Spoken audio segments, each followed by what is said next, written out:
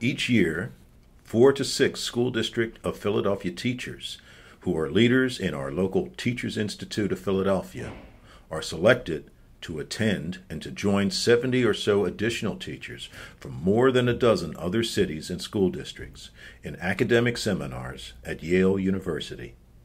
The program of daily seminars in early July, led by top Yale University professors, is demanding, but also rewarding and productive for these K-12 public school educators.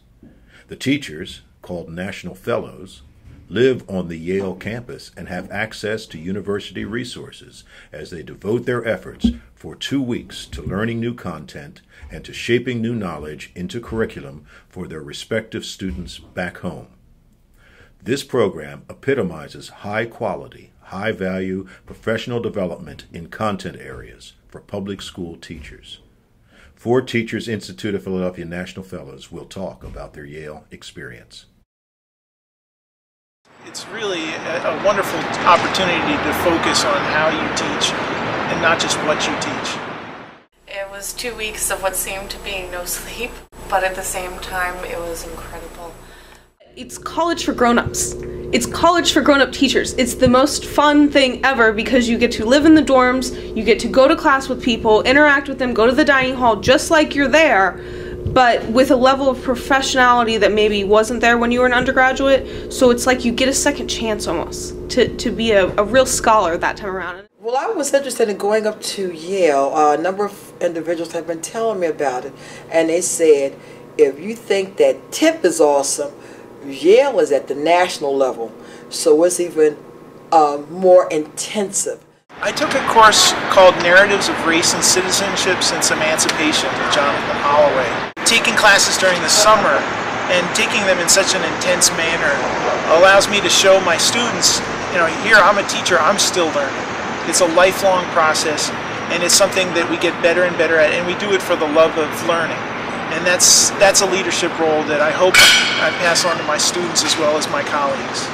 Students love the units because this is something, and the teachers love it, and I love it, because this is something that I personally developed and is geared for the students that I teach. So I know the students that I have in my classroom, I know their different type of learning styles, so my curriculum unit addresses all of those styles.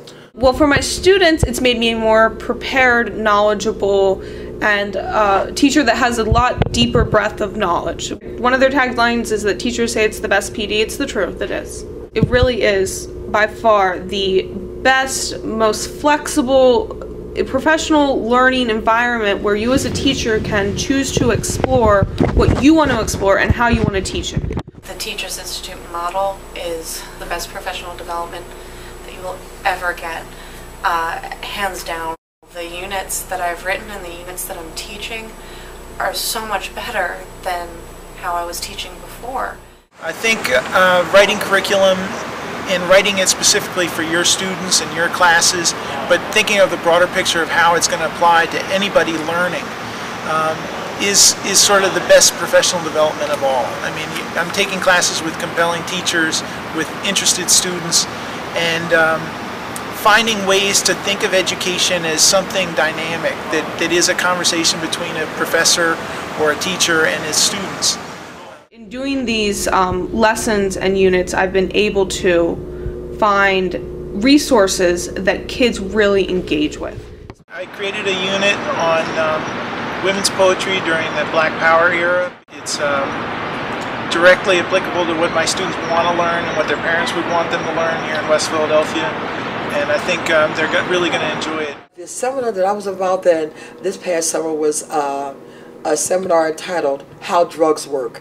And it was fascinating because high school students are always asking you, especially the girls, you got an aspirin, do you have a Midol, do you have this?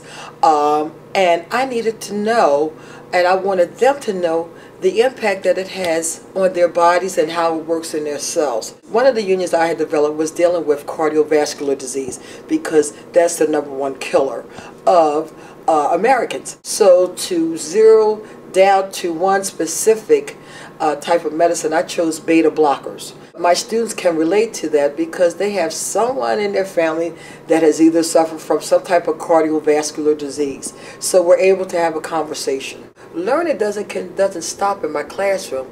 My whole purpose of developing the unit is so the students could go home and share it with their parents.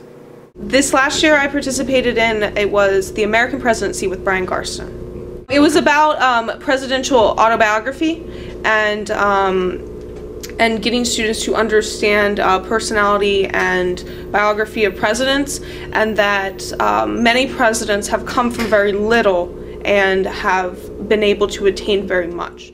The resource of having access to all of those curriculum units at TIP and at YNI, it's just incredible. I really hope that I have the opportunity to go back because I met some amazing people that I still keep in contact with today. From all over the country. Meeting teachers from other cities was particularly interesting.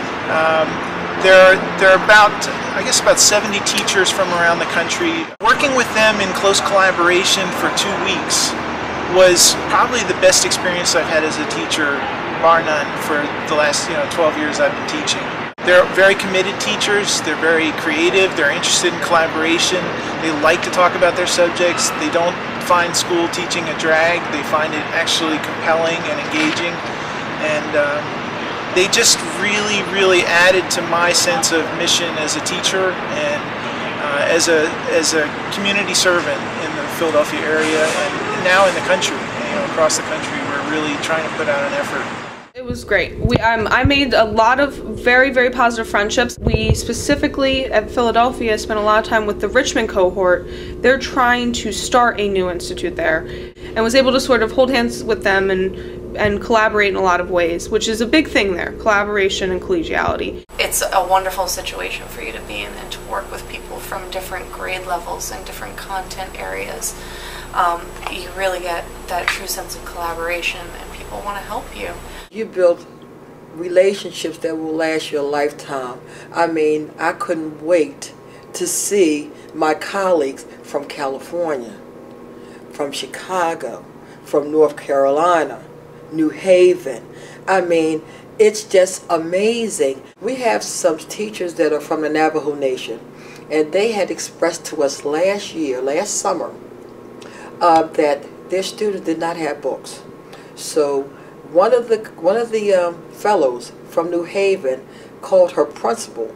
The principal said, "We have a stack of books. Come on over here and pick up the books." And then she went around and collected $10 from every fellow because we have to ship these books back to the Navajo Nation. People were delighted to give up the $10. We boxed those books. We had the UPS men to come pick up the books, and while we were still on the campus, those books arrived for those students on the reservation. And that was a very good feeling, and they did not know that we stick together and we look out for one another, so they were just so impressed. In trying to find ways to be the best teacher that I can be, I know I'm going to be able to help other teachers become good teachers at my school and in my school district. 2 weeks at Yale University, I never felt more respected as a teacher. This is a way that we can have a choice about something. A little bit of say makes all of the difference. Getting a chance to do something intensively out of state on a national level was really an honor. Wonderful.